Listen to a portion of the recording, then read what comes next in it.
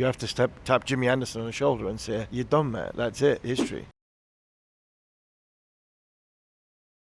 Hello and welcome to the Following On podcast, the last one of the year, where we review the year of 2024 from an England perspective and from a world perspective and from a test match perspective and from a white ball cricket perspective.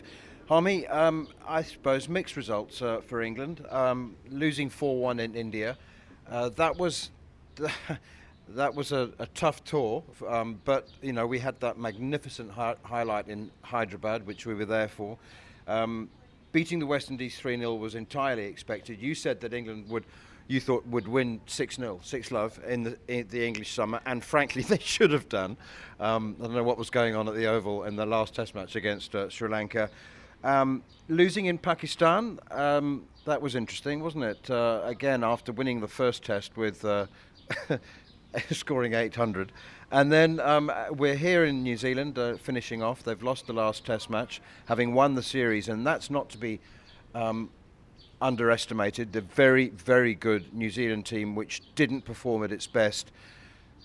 So, did England make them perform badly, or was it just an emotional and physical hangover from India? That's what we're going to talk about for the next 10 minutes or so. Should we start with India? Yeah, I thought India was. I mean, it got off to a great start, didn't it? That 100 by Ollie Popes was fantastic. It was brilliant. I mean, it was a fantastic start, and I think in that series, it was like what could have been. I think a little bit. England lost 4-1, but during that, I think during the fourth Test match, at times I'm thinking this is going to be 2-2. We're going to go on Dom Charla and England could go 2-2, and then you just don't know. But then once it went to 3-1, I think it was inevitable. It went to 4-1. I think things that hurt England during the sort of two winters is when you played on a massively spin-friendly conditions. Yeah. I think that's something that further down the line, that hopefully the team will play better on, because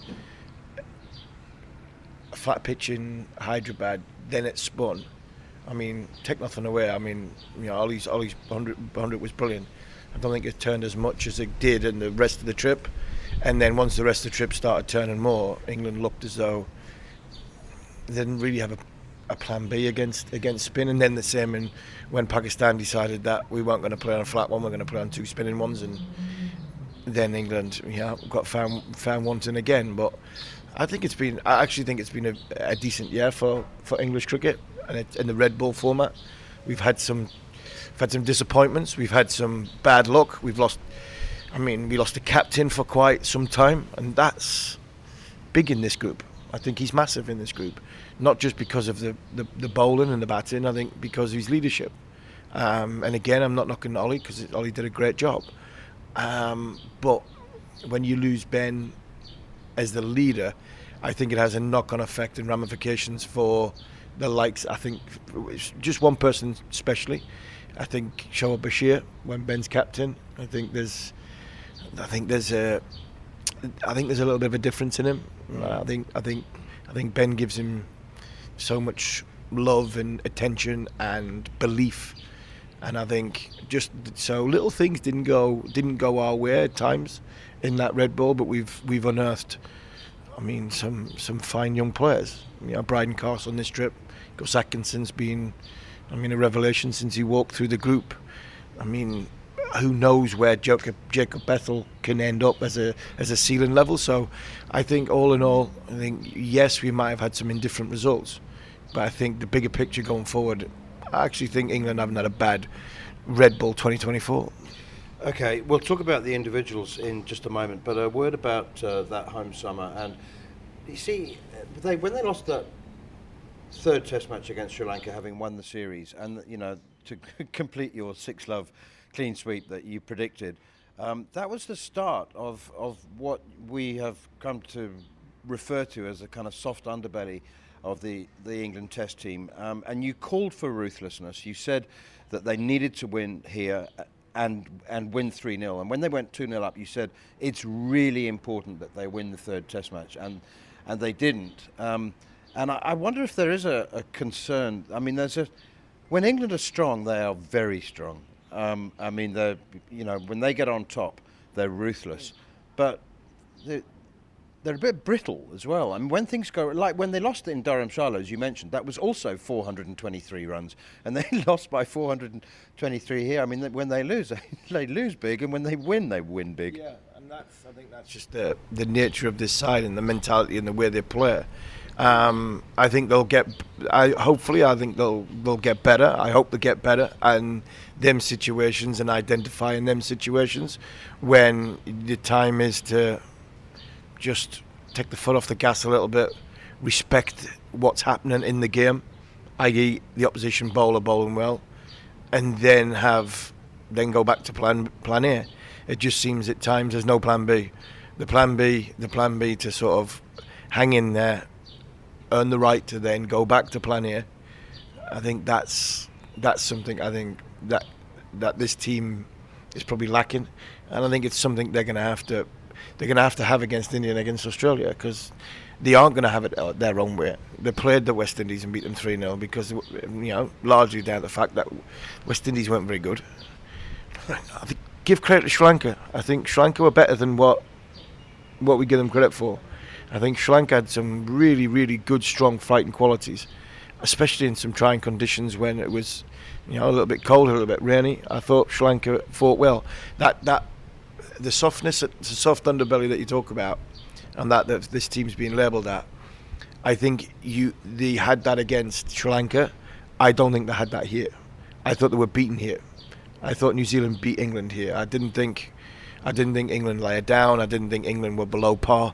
I actually think that spell in the middle of the afternoon by Will O'Rourke blew the game up, and then all of a sudden, New Zealand never let England back in. So I think, yes, there was some kamikaze stuff during the Sri Lanka when we got beat, but I don't think the soft underbelly was here. I thought here New Zealand beat England. So I come away from that as having said we should be winning 3-0. We should be ruthless, and we've got to be more consistent if we're going to go and beat India and Australia. There are times where sometimes you go, right, the opposition just played better than we did, and I thought they did that on this occasion. Right, let's have a look at the individuals then. The leading run scorers, let's start with the batsmen. 3 past 1,000 runs. Ollie Pope was just 6 runs short, 994 runs. Zach Crawley makes the top 5. He's the 5th highest scorer for England in Test matches, with 695 runs at an average of 27. I don't know whether you've got anything new you can say about Zach Crawley, and whether he's under pressure or whether he isn't, or whether it's self-imposed pressure, maybe, because it doesn't seem to be coming from the coach or the captain. But Joe Root, way out in front, over 1,500 runs at an average of almost 56. Harry Brook, 1,100 runs at 55 with 400s. Joe, of course, 600s in the year. And Ben Duckett in between them with 1,200 runs at 37, 200s and 550s. Ollie Pope, 994 runs at 33. It's a heck of a disparity between the top 3 and the next 2 on the list. Yeah, it is. And Ollie got majority. He got them in sort of big innings, didn't he? He got them in big. He got a big 100 in. Like we said, we talked about at Hyderabad. Like I said before, I think England this Red Ball 2024 have done well. Joe's, streets ahead of anybody in the world at the minute for me. Harry's played some unbelievable innings, but the consistency level of Joe Root is just breathtaking. It's mind-boggling how good he is every time he goes out to bat. The Zach one, no, I've got nothing more to come with what I've said before. While Ben and Brendan are captain and coach, I think Zach Crawley will open the batting. I think he might be him and Ollie Pope are probably the ones that maybe he's under pressure with what they do with Jacob Bethel, and I think that's a story for down the line. I think Bethel's going to go and play white ball in India. He's going to play, possibly go Champions Trophy, and then there's a lot of white ball cricket throughout the summer. So there is cricket there. It's not as though it's like Shoaib Bashir. If we leave him out, he ain't playing any cricket because he can't get a game for Somerset. He's going to get some cricket. I think just on the eye he looked special, same as Bryden Cars, the two that came into this series. And I think from Zach's point of view, Zach hasn't had a bad yet. That combination at the top works brilliantly. I mean, one tall guy, one short guy, one left hand, one right hand. Zach comes all the way out, and you have to like bring your length right back. And if you bowl that length to Ben Duckett, you get smashed. He rotates strike very, very well. So from an opening partnership point of view, I mean it's a proper match. It is a proper match. During my time playing against Aiden and Langer, yes, there were two left-handers, but boy, that the margin for error on length was so small that you had to get it right. If not, I mean, you just couldn't stop the runs from coming. So I think that combination will stay for the foreseeable future. Whether Zach's under real pressure, I'm not so sure. It's brilliant to see three lads get 1,000 runs in a calendar year. I mean, that's a special achievement in itself. And I know he's just sitting over there, but I love watching Ben Duckett bat. I really do. I just think he's been brilliant since the minute he walked back into the England team. I've said it before. It's probably been one of the luckier ones that you have come in as such a young player. You've had a go, and then some people don't get another go. And I think, and I'd love to know. I'll ask him in a minute. I'd love to know that that's what drives and makes him be the player he is, because he had the chance in the first. It didn't work out. He's come back. He's gone away, made himself a better player, and he's now the player which I think a lot of bowling attacks fear. First up with a brand new ball, and I think when you've had that experience, I think it makes you cherish what you've got when the second time comes around. So, like I said before, we are very, very good in England at picking players at 21 and then dropping them at 23, and they're the best player version of themselves at between 24 and 27. And I mean, Harry's on his way to, I think, something special. Joe's greatness, you were going to say? Yeah, I think he is on his way to some greatness. I think level of consistency like Joe, and all of a sudden, I think we'd have a very, very good number 2, number 4, and number 5. Jamie Smith has to come back in, number 6 and number 7, and I think let Zach play the way he plays, and fingers crossed in the big games. And that's the thing, the big games. If you get the big games and he gets on a roll, he's very, very form sort of heavy. If he gets on a roll, 70 or 80 in the first innings of the first Test match, all of a sudden he has a big summer, that could propel England, for me, winning against India, and more importantly going to Australia and winning. Because I think it's going to suit the England batting 7, the 1-7 playing in Australia, probably more than playing at home. All right, Jaime, let's have a look at the top 5 bowlers in the year. Gus Atkinson, in his debut season for England, absolutely phenomenal. 52 wickets at an average of 22. I think that exceeded everybody's hopes and expectations. Chris Woakes, solid as always, isn't he? He is Mr. Dependable, 32 wickets at 24. Bryden Cars, really special, bowled in just 10 innings, 27 wickets at 19.8. The two spinners really intrigue me now, because is Tom Hartley going to be a one-tour wonder? England don't go back to the subcontinent for another 2 years. So he was a left field pick, played all 5 tests against India, took 22 wickets at 36. And I wonder whether we'll see him again. I mean, is it more likely in white ball cricket? But Shoaib Bashir is really fascinating. 25 innings, he's taken one shy of 50 wickets, 49 wickets, and it's the average, because England have challenged the conventions, and averages being one of them. They don't care if Zach Crawley's averaging 27. The fact is that he can score 250 and has. And I wonder whether you can explain the role that Ben Stokes has for Shoaib Bashir. He's taken 49 wickets at 40. 40 is an unflattering average, but Ben and Brendan could not care less about averages, right? So what is it that Ben likes so much about Bashir? Well, he's got his skill sets. I think his skill set's very good. Do you think that average will come down? Does it matter? You'd hope by, by this time next year. So by November next year, I'd hope that average comes down to about 35. And if it does come down to 35, the investment that England have gone heavily invested in him, from India to now to Australia, where Ben obviously has identified that Shoaib Bashir is going to be our number one spinner in Australia, and we're going to play him in every game that comes. Probably expect to be averaging 40 now, with the amount of first-class cricket and the amount of experience he's had in the game. By the time he gets to Australia, if he's averaging 35, it tells us that he's getting better.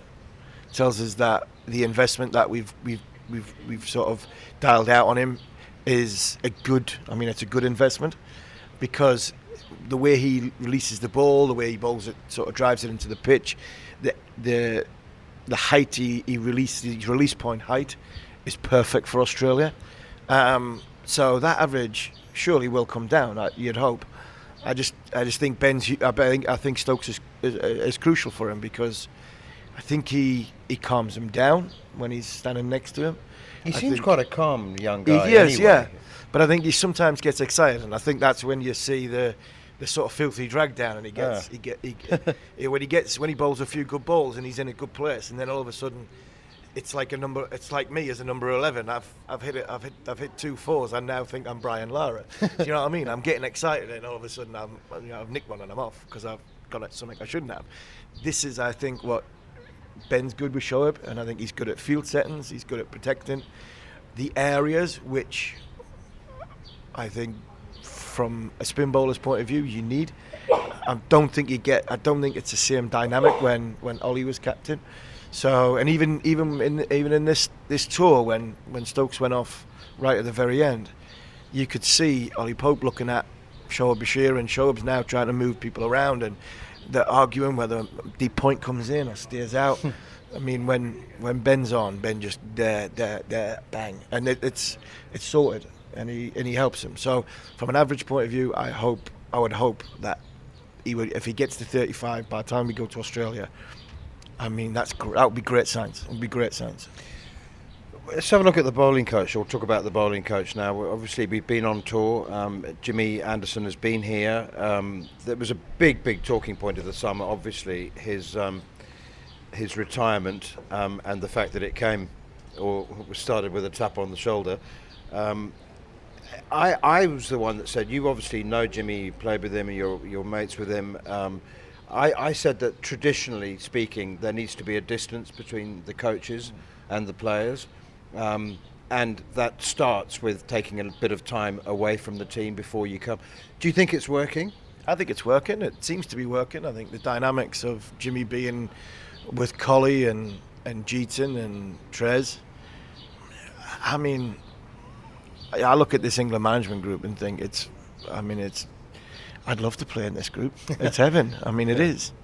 And it's not because when you look at them and you have, there's such external, I was going to say something there. There's such external noise which is nonsense about them playing golf, enjoying life. Look at the view. Who can't come to places like this and you don't enjoy? Want to be cooped up in your room all the time. Everything that goes with touring life. And I think from a coaching point of view, they've got everything. I think Jimmy enhances what they've got. It was the right call, and he'll not thank me for saying that. It was the right call that Cian McCullum, Stokes, tapped him on the shoulder and said, "It's you either go now or you've got one and you're done." And I think even more so after watching Saudi go the way Saudi's gone over the course of this last 4 weeks. It was the right thing, and I would not and you mentioned good friend and play golf and everything he's somebody that I played with for a hell of a long time. I would not like to have seen Jimmy Anderson go out that way. To see him go out at Lords, nearly taking that catch, in bowling that ball. Getting who did he bowl again? trying to think who he bowled in the West Indies at Lords. I mean, it was an absolute perler, De Silva, it's the one, Josh De Silva. It was an absolute perler, and you go, right, just walk off now, please. Just walk off now. You've done it. I mean, you're the greatest. He bowled Rohit Sharma with. Yeah. That was. I'll never forget that one. But you could see in India, and you could see throughout the Ashes and stuff like that, his numbers were going. And I know you don't look at numbers, but for me it was the right call. It was the right call. But I was worried from a bowling point of view, and you look at all the numbers there, and you see your bowlers. I struggled to see who was going to replace Broad and Anderson. I mean, they're irreplaceable, but there's always two that come and they're ready. Over the course of the last 30 or 40 years, there's been two bowlers. Beefy and Bob Willis were put together when they were playing Gough and Caddick just before my time. Me and Hoggy, we came through that. Out here in New Zealand, Anderson and Broad took over from me and Hoggy, and they were about a year and a half ready before they actually took over properly. And I was slightly concerned when Stewart retired, and then I was like, well, Jimmy might have to carry on here, because I'm not sure who's gonna. Bear in mind, Wokes is at an age where you're thinking he might not be long for the sort of moving to one side yard. So Chris Wokes has done a brilliant job.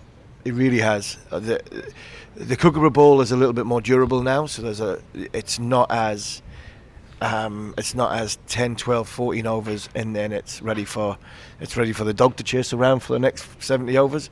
There is a little bit more movement for a bit longer, so I think Wokes has benefited from that and overseas tours, and he's also benefited from being the lead figure.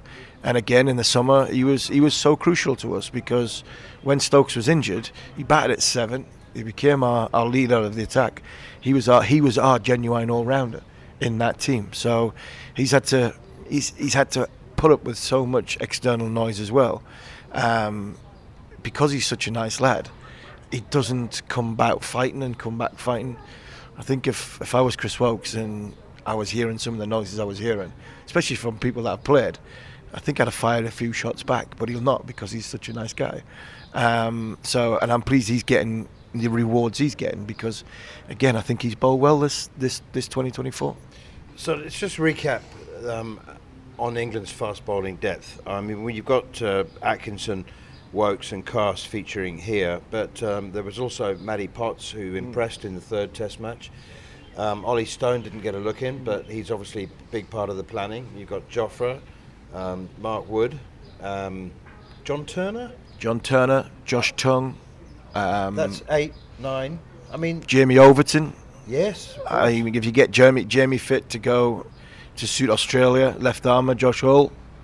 So you're looking 12. at there's 12 12 fast bowlers there. But I think from Australia's point of view, because we all talk about the Ashes, if England go the Ashes with Atkinson, Carse, Wokes, Wood, Archer, Potts, Stone. You've got Wokes for the Ashes. Yeah, well, there's a ping ball test. Okay. There's a ping ball test, and I think you have to take Wokes. I actually think you have to take Wokes everywhere you go now, even if you're thinking about not playing them, because we've seen this is twice now. We've seen Ben Stokes walk off with a hamstring injury in a short space of time, and Wokes for me he's the closest all rounder we've got. So all of a sudden, Ben comes out, we might have to play a bowler. And we know that Sam Curran's not in the running. And we know that Sam Curran's not in the running. No, he's not in the running. I think Sam Curran is. I think he's a white ball gun for hire for the foreseeable future. Anyway. So I think you have to carry Chris Wokes. One, there's a ping ball test match, and two, you've got. You'll have question marks over the captain going forward, and that means that Wokes would have to play as your all rounder, your bowling all rounder. Can England, if something happened to Stokes, can England play in Australia with 4 bowling options and one of them being Shoaib Bashir?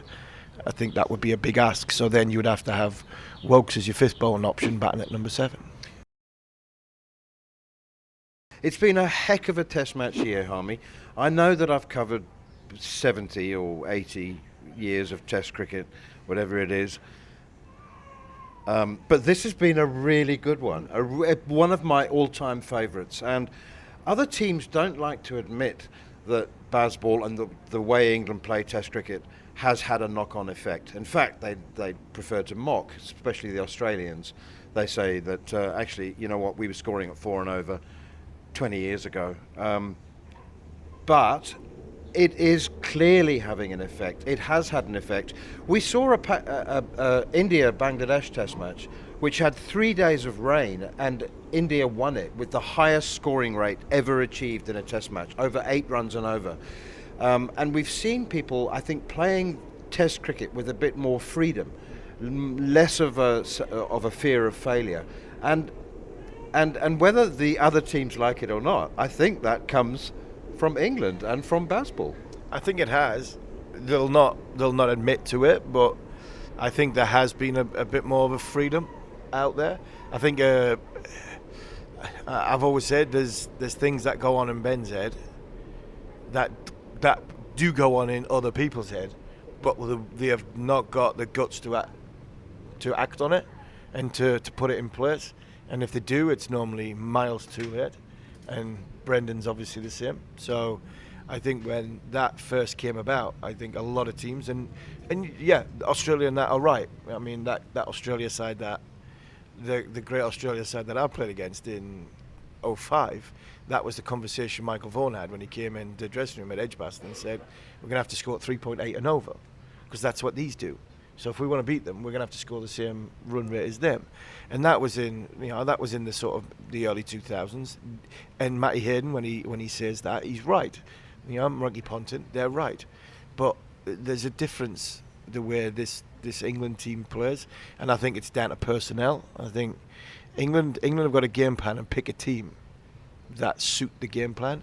They don't just pick, like first-class cricketers who average 40 to come and play and try and play this way, because they're not good enough to play this way. And people mock and laugh and have a go, especially in county cricket, and go, well, such and such is averaging this and such is averaging that, and such has got loads of runs. They don't play this way, and if they don't play this way, they don't get in this team. And I think you've seen with the likes of Jaiswal opening a batting for India, the way he plays, he's naturally goes after the ball. Rowett's a natural player that goes of going after the ball. You look at the Aussies have had it for years with Warner.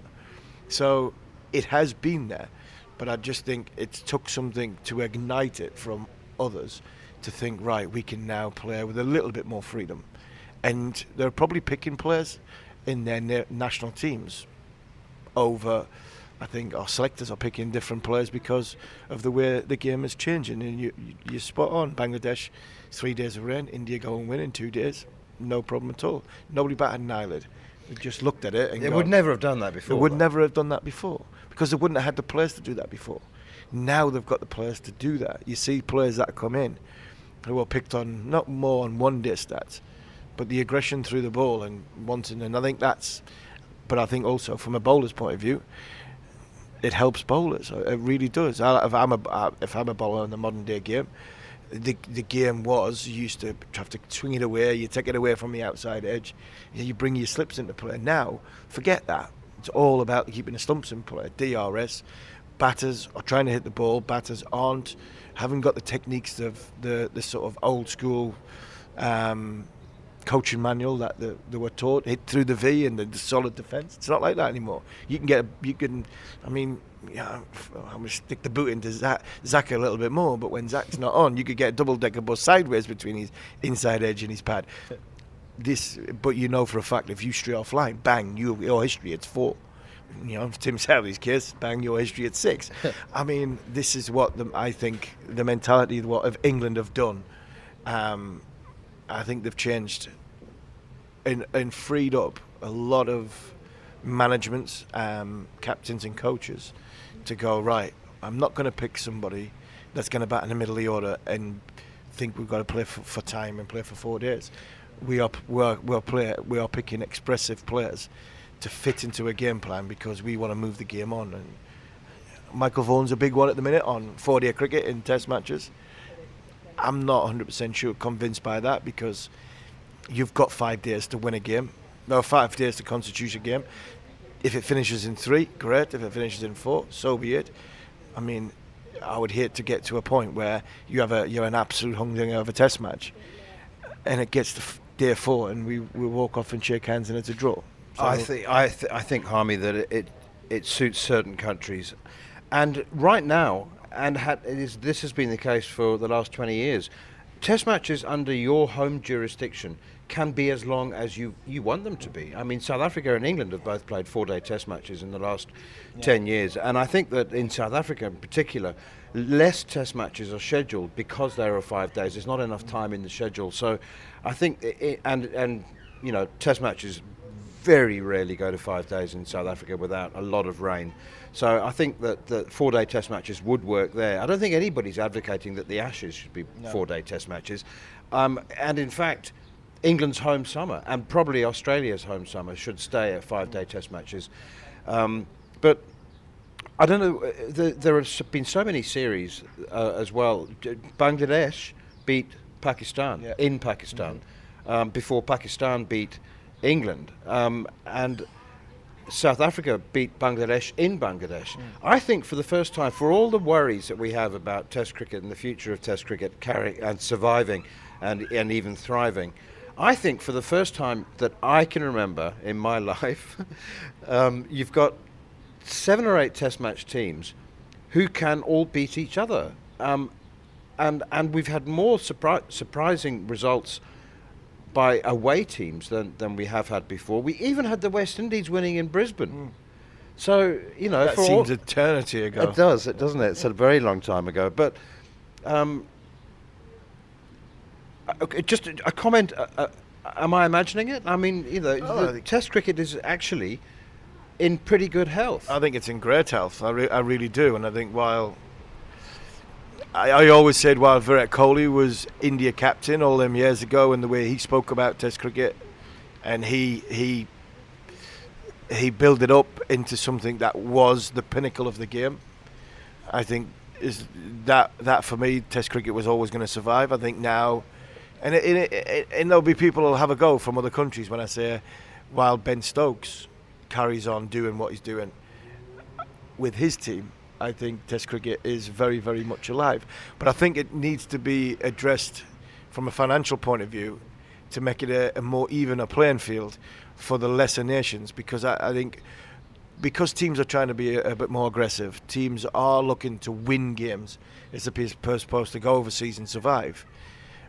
You are getting results from teams going away and beating the home team, where now I think we've got to somehow try and find a formula that they play each other in such a way when the World Test Championship actually means something. Okay, well, let's get on to that. That's the subject I really want to talk about. I want you to tell me and our followers and our listeners and viewers, I want you to tell me why England are so sniffy and dismissive about the World Test Championship, because it is one of the reasons that we're seeing these results. It's one of the reasons that the best players in countries like New Zealand and South Africa are still playing Test cricket, is because of the World Test Championship. As you know, I mean, South Africa are the Newcastle of the 90s. They've won nothing.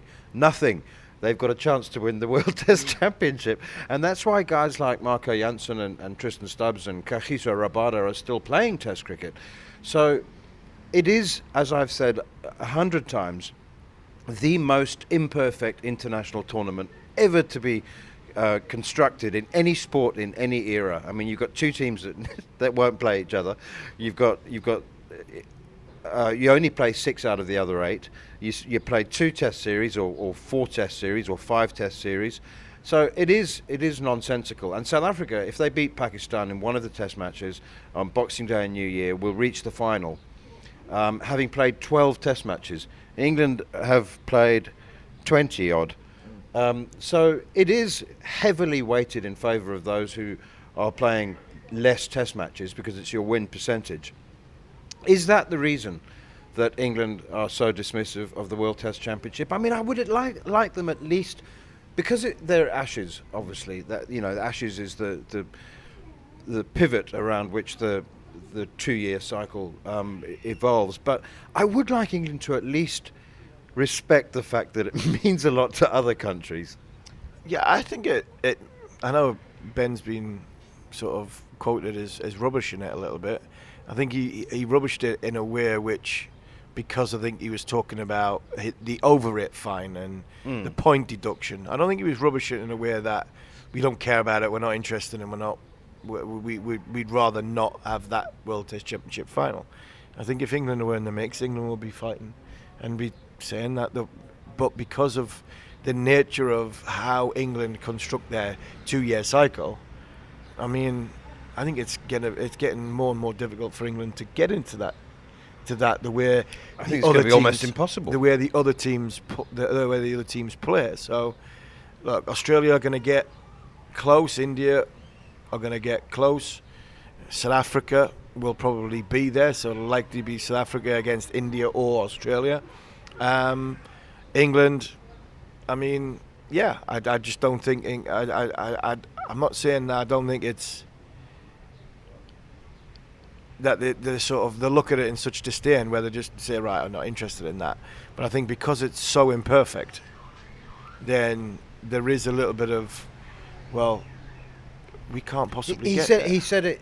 Ben said that he found it deeply confusing, which it is. But cricket is. Yeah, no, I mean the World Test Championship is confusing, and my response to that would be, if it's done this much good in such a complicated, messed up format, imagine how much good it could do if it was a league that everyone understood. Yeah, and everyone played each other in the same number of games. And I'm sure if that was the case, then I'm sure Ben Stokes and Brendan McCullum, England, might talk about it or see it in a different light. England doesn't need the World Test. Not saying England doesn't need the World Test Championship, because that's not right. That's wrong. Because the game, England needs the game, and the game needs its big stakeholders in England and Australia and India. But I think England are quite happy just going about their way, and if they get close, great. If they don't, well, I don't think they're going to lose any sleep over it. If you got to a point where that there was, and I think this is where Lawrence and Nick Holt talked about it brilliantly, about the ICC and what a shambles that organisation is, from the point of having no skin in the game. They're just they're just an events company, if anything. Event management company. That's what they're saying. So if they had something about them, or if they had jurisdiction on the calendar, and we got to a for me, which would be a perfect storm, which would be windows and calendars where Test cricket was played. Obviously, the English summer, 2 months in the English summer, 2 months in start of the winter, 2 months at the end of the winter. So if you had a 6-month period where only Test cricket could be played, and you could get teams around the world, and you could even, I was thinking about this yesterday at the end of the Test match. You could end up. Is there a way where you could have 6 teams in one country playing at the same time? Have 3 series going on at international venues and going around the world and playing like that. You go, and I'm not saying England would never ever play Australia in New Zealand, because that wouldn't make sense. But is there an argument, because they're saying you can't afford it? So is there an argument for a New Zealand to play Sri Lanka in England for 3 Test matches? That it goes away from losing an absolute fortune, and it goes on at the same time as the England summer, or you go to Australia and the play over there. Just little things like that to make it fairer and easier for everybody to play each other at least twice, 2 Test matches against each other across a 2-year cycle, and all of a sudden you've got a true reflection, and them 2 Test matches are the only ones that count. Not a 5 Test match series, but the World Test Championship consists of 2 Test matches of every series that you play against each other on one basis, and all of a sudden however many tests, what is the 10 Test playing nations, so them 18 tests constitute who gets to the Yeah. World Test Championship final. I think if you had something like that, then I think you would get more people on board. Yep, absolutely. Well, the best is saved till last because, of course, New Zealand's 3-0 win in India, I still believe, is the greatest upset in the history of Test cricket. And that was absolutely, with respect to all of the other series, that was absolutely my Test match highlight of 2024. I couldn't disagree. I think it was brilliant. I mean, to see India lose the first Test match in Go, and we were commentating on it. I was like, We thought that was a fluke. I thought it was a fluke, and then all of a sudden they'd done it again, and then Santner doing what he did in the third Test match. I haven't spoke to Dan McCarty before the Test match, and he said 0.01 chance of them winning 3-0. And then just we spoke to Tom Latham, didn't we, straight after it, and that was special.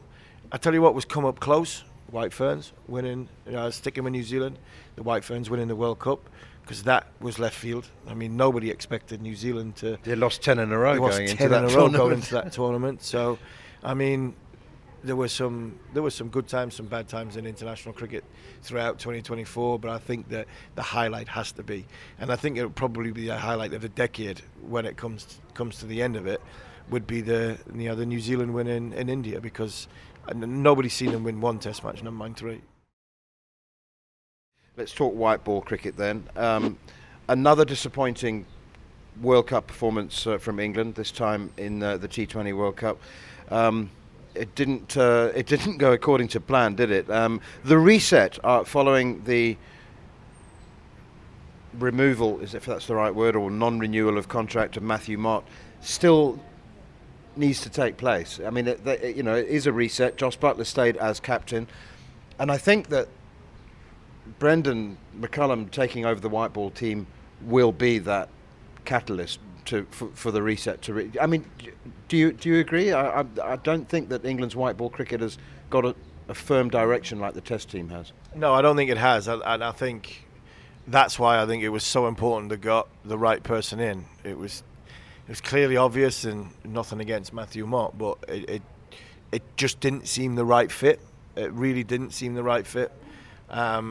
Joss is a quiet character.